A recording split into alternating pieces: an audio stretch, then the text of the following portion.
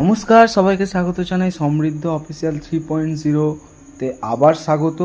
আমি সমৃদ্ধ আর আপনারা শুনছেন আমার সাথে আবার একটি নতুন এপিসোডের গল্প। আজকের গল্পটা খুব ইন্টারেস্টিং গল্প আছে। আজ গল্পটা শোনার জন্য আপনারা প্রয়োজনে হেডফোন ব্যবহার করতে পারেন ভালো বেটার ফিল নেওয়ার জন্য। তা আজকের গল্পটির নাম হলো গভীর রাতের রেল লাইন।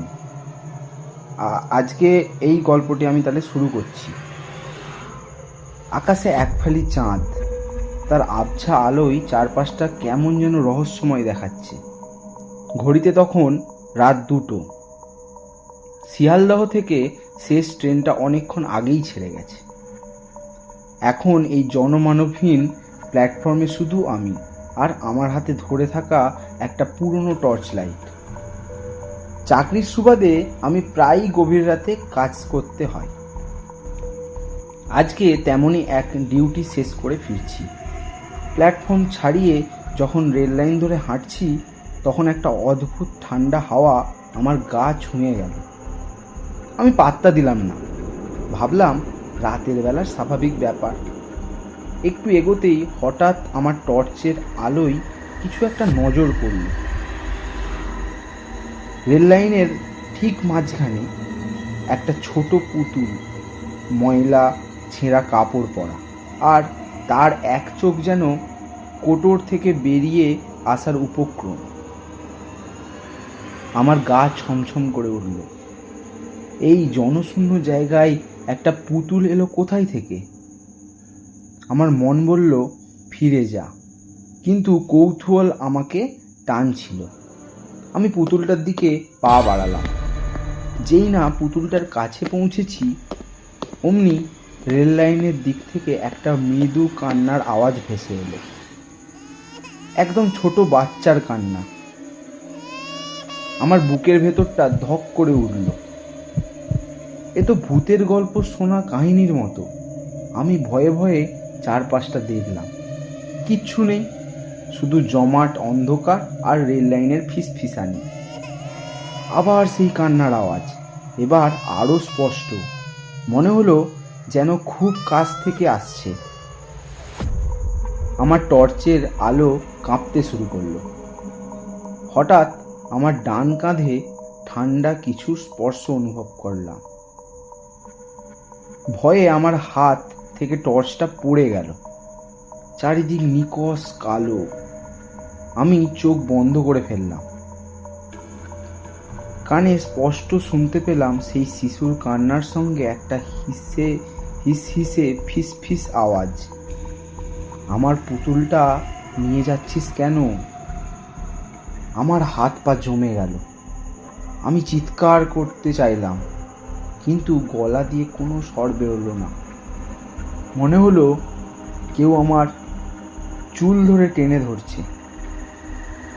প্রচণ্ড একটা ঠান্ডা আমায় গ্রাস করছিল। আমি মরণপণ চেষ্টা করে চোখ খুললাম। আমার সামনে আবছা একটা মূর্তি, ছোট একটা বাচ্চা মেয়ে, যার চোখ দুটো টর্চের আলোয় জ্বলছে। সে আমার দিকে হাত বাড়িয়েছিল, তার হাতে সেই পুতুলটা। আমি আর এক মুহূর্ত দাঁড়ালাম না, সর্বশক্তি দিয়ে দৌড়াতে শুরু করলাম। পেছনে ফিরে তাকানোর সাহস হলো না।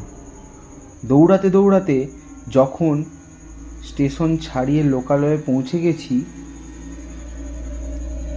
তখন থামলাম। তখন আমি হাঁপাচ্ছি আর শরীর ঘামে ভিজে গেছে। সেই রাতে আমি ঘুমোতে পারিনি। আজও যখন রাতের বেলায় রেল লাইনের পাশ দিয়ে যাই তখন আমার গা কাঁটা দিয়ে ওঠে। মনে হয় যেন সেই বাচ্চা মেয়েটা আজও অপেক্ষা করে আছে তার হারানো পুতুলটার জন্য। আচ্ছা, গল্পটা এখান পর্যন্তই শেষ।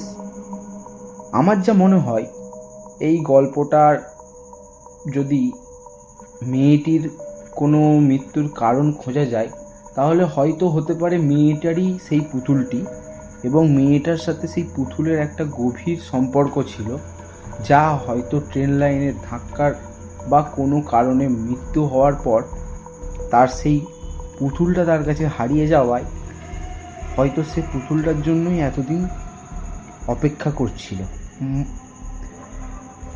তা আপনাদের কি মনে হয় আপনারা নিচে কমেন্টে অবশ্যই লিখবেন।